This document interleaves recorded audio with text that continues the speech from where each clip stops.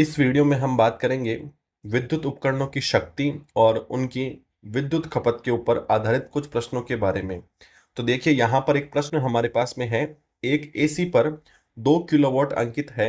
ज्ञात कीजिए कि इसे 10 घंटे उपयोग करने की लागत क्या होगी यदि एक यूनिट की लागत 3 रुपए है। तो देखिए हमें दिया हुआ है कि एक एसी पर 2 किलोवाट अंकित है, यानी इसकी शक्ति जो है वो 2 किलोवाट है।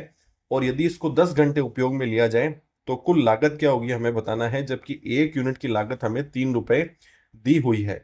तो चलिए सबसे पहले यहाँ पे लिख लेते हैं कि हमें क्या ज्ञात करना है। हमें 10 घंटे की कुल लागत ज्ञात करनी है। और दिया हुआ क्या है, हमें यह बताया कि इसकी शक्ति जो है वो 2 किलोवाट है और समय कितना है, समय है 10 घंटे। और साथ ही साथ हमें यह भी बताया है कि एक यूनिट की जो लागत है वो 3 रुपए है। तो देखिए 10 घंटे में कुल लागत कितनी होगी ये ज्ञात करने के लिए सबसे पहले हमें इस शब्द को समझना होगा, यूनिट को। देखिए यूनिट क्या होता है, यूनिट को हम किलोवाट घंटा भी बोलते हैं, किलोवाट आवर्स भी बोलते हैं। इसका मतलब क्या हुआ कि एक यूनिट किसके बराबर होगा, एक यूनिट बराबर होगा यदि 1 किलोवाट शक्ति वाले उपकरण को 1 घंटे के लिए चलाया जाए तो जो खपत होगी उसको हम 1 यूनिट बोलेंगे। कहने का मतलब क्या हुआ कि ऊर्जा बराबर क्या होगा, जो उसकी शक्ति है उसको हम समय से गुणा कर देंगे। यानी यदि किसी उपकरण के ऊपर 2 किलोवाट अंकित है और उसको 3 घंटे के लिए काम में लिया जाए तो कितने यूनिट काम में आएंगे, 2 गुणा में 3, यानी 6 यूनिट या 6 किलोवाट आवर्स वहां पर उपयोग में आ जाएंगे। तो उम्मीद करता हूं कि आप समझ गए हैं कि ऊर्जा हम कैसे ज्ञात करेंगे। हम उसकी शक्ति को समय से गुणा कर देंगे। यहां पर ध्यान रखने की बात यह है कि जो उसकी शक्ति है ये किलोवाट में होनी चाहिए और जो समय है वो हमारे पास में घंटे यानी आवर्स में होना चाहिए। तो चलिए यहाँ पर यदि हम 10 घंटे की बात करें तो हमें यह ज्ञात करना है कि इसमें कितने किलोवाट आवर्स होंगे, यानी कितने यूनिट्स होंगे। तो यदि हम यहाँ पे लिखे ऊर्जा, ई बराबर क्या होगा, ये शक्ति गुणा में क्या हो जाएगा, समय। यानी 2 किलोवाट गुणा में 10 घंटे, जो कि क्या आ जाएगा, 20 किलोवाट आवर्स आ जाएगा। यानी इसको हम ये भी बोल सकते हैं कि 20 यूनिट हो जाएगा। और हमें ये बता रखा है कि एक यूनिट की जो लागत है वो 3 रुपए है। तो 20 यूनिट की क्या हो जाएगी कुल लागत, देखिए यहाँ पर 20 गुणा में 3 यानी 60 रुपए हो जाएगी। यानी इस एसी को 10 घंटे चलाने पर 60 रुपए की लागत आएगी। ठीक है, तो मैं उम्मीद करता हूं आपको ये प्रश्न समझ में आया होगा। चलिए एक प्रश्न की बात और करते हैं।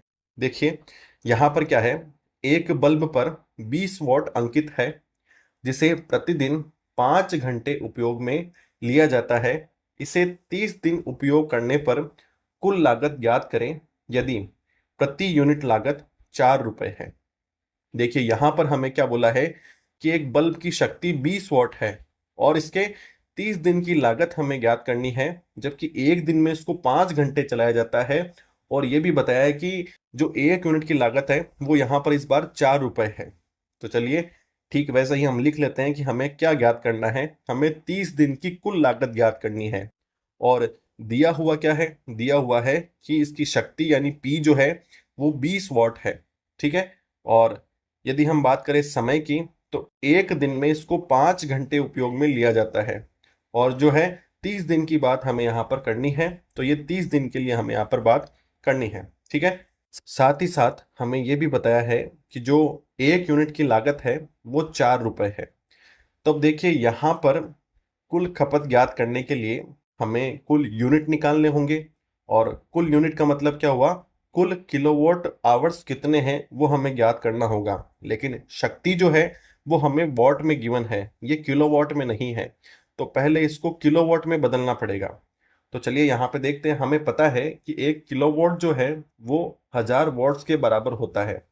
अब यदि हमें 1 वाट की बात करनी है तो हम दोनों तरफ 1000 से भाग कर देंगे। तो ये क्या आ जाएगा, यहाँ पर देखिए 1000 से 1000 विभाजित हो जाएगा, यहाँ पर 1 वाट बन जाएगा और ये 1/1000 किलोवाट बन जाएगा। यानी कहने का मतलब क्या हुआ कि 1 वाट बराबर होगा 1/1000 किलोवाट के।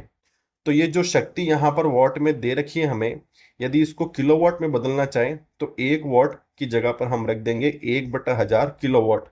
यानी यहाँ पर क्या हो जाएगा, देखिए 20 हमारे पास में है और 1 वाट की जगह पर हमने 1/1000 किलोवाट रख दिया है। तो एक शून्य से एक शून्य यहाँ पे चला गया, विभाजित हो गया, और क्या बच गया, 2/100 किलोवाट हमारे पास में बच गया।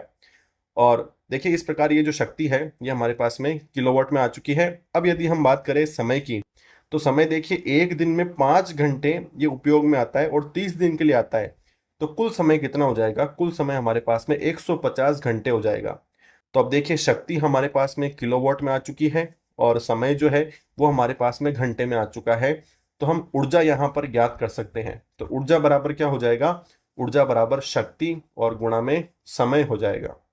तो यहाँ पर 2/100 गुणा में 150 हो जाएगा। वापस हम देख सकते हैं कि एक जीरो से एक जीरो विभाजित हो जाएगा, और यहाँ पर क्या हो गया, 2 गुणा 15, ये 30 बनेगा और बटा में 10 होगा। तो कुल मिला के यहाँ पर 3 बच जाएगा। तो कहने का मतलब ये 300/100 यहाँ पे क्या आ जाएगा, 3 यूनिट आ जाएगा। ठीक है, इसका मतलब यहाँ पर विद्युत की जो खपत है वो 3 यूनिट की हुई है, और हमें दे रखा है कि 1 यूनिट की जो लागत है वो 4 रुपए है। तो कुल लागत हमारे पास में क्या आ जाएगी, कुल लागत हमारे पास में 3 गुणा में 4 रुपए यानी 12 रुपए आ जाएगी।